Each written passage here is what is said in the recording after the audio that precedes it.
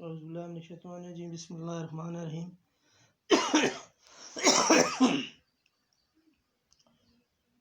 میں ٹیچر محمد عارف Mughal U P S بانڈی سے ہوں.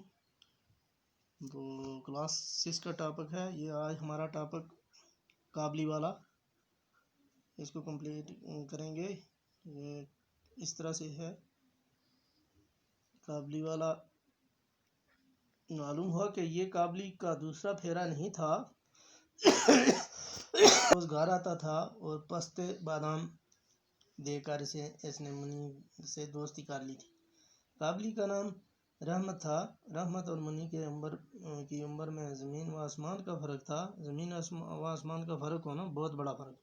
پھر بھی دونوں ایک دوسرے کے دوست ہو گئے. ان دونوں میں کچھ بندی ٹکی باتیں ہوتی تھیں. بندی ٹکی باتیں یعنی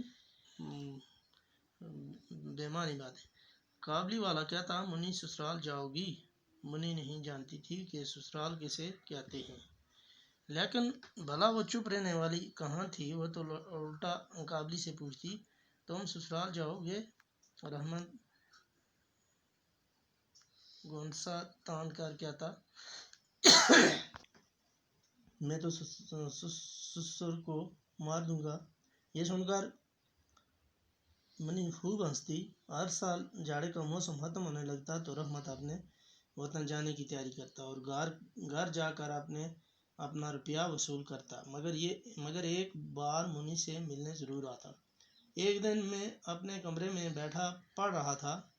اچانک گلی میں بڑا شور و ہول سنائی دیا. شور و ہول ہونا مطلب زیادہ آواز آنا سنائی دیا. میں نے کھڑے ہو کر دیکھا کہ رحمت کو 2 سپاہی باندھے لیے جا رہے تھے. پیچھے سے لڑکوں اور راگیروں کا مجمع چلا آ رہا تھا. رحمت کے کرتے پر ہونٹ کے دبے تھے اور ایک سپاہی کے ہاتھ میں ہونٹ سے بھری چھری تھی.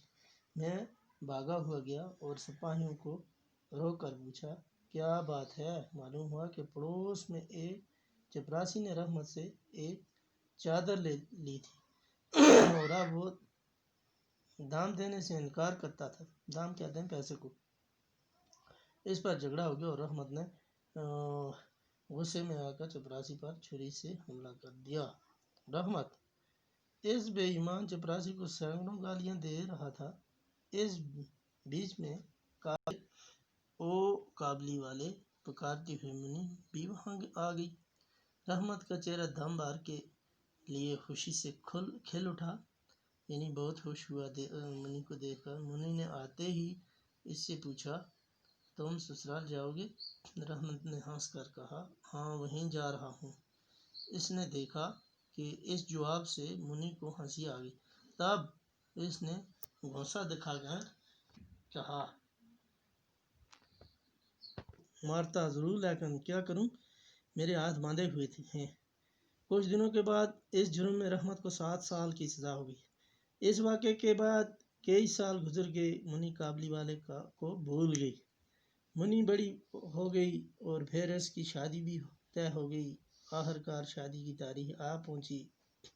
مہمانوں سے گھر بھرا ہوا تھا. میں اپنے کمرے میں بیٹھا کچھ کام کر رہا تھا. اچانک اس وقت رحمت نے آ کر سلام کیا. پہلے تو میں اس کو پہچان نہ سکا لیکن اس کی ہنسی سے سمجھ گیا کہ یہ رحمت ہے. میں نے پوچھا کیوں رحمت کب آئے؟ کل شام کو جیل سے چھوٹا ہوں. میں نے کہا آج تو میں بہت